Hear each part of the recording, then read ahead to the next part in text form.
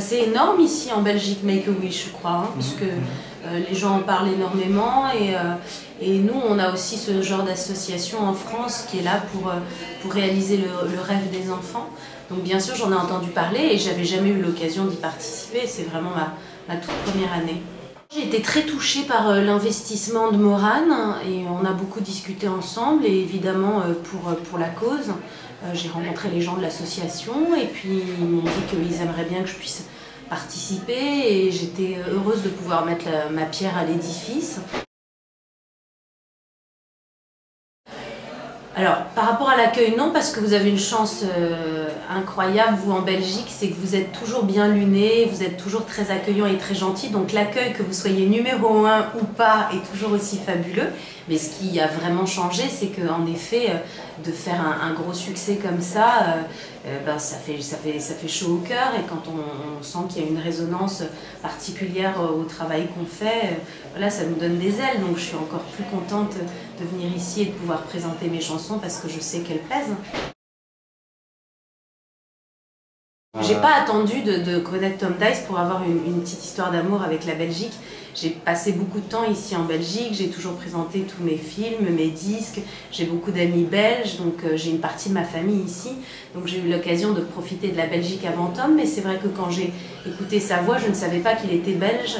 Et quand j'ai appris qu'il était belge, du coup, voilà, j'en étais très contente. On a fait ce très joli duo Il nous faut et j'ai été ravie d'apprendre qu'il avait touché le public belge puisqu'on avait réussi à être très très bien classé dans les charts, peut-être même, je crois, numéro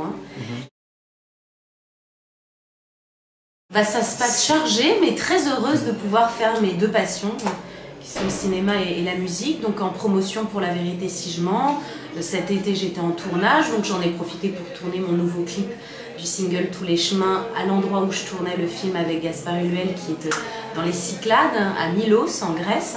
Donc en fait, j'arrive bien à m'organiser. Voilà, il faut juste être un peu plus organisé que d'habitude pour jongler entre le cinéma, les promotions, le disque. Mais c'est que des bonnes nouvelles d'avoir des plannings chargés. Donc je m'organise. Il y a des jours où je suis plus comédienne et donc plus cinéma et plus chanteuse. Et c'est pas très grave, c'est bien comme ça.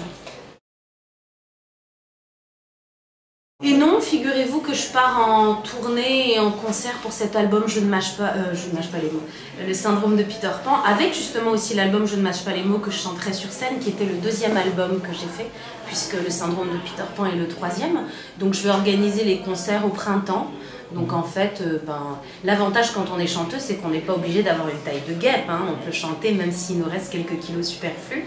Donc j'en profiterai après la naissance de mon enfant pour repartir sur les routes et refaire mes concerts en emmenant mon fils en sac à dos, quoi.